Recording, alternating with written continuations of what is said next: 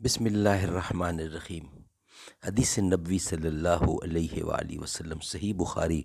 5165۔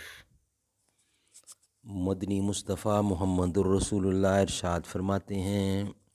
قال النبی صلی اللہ علیہ وسلم،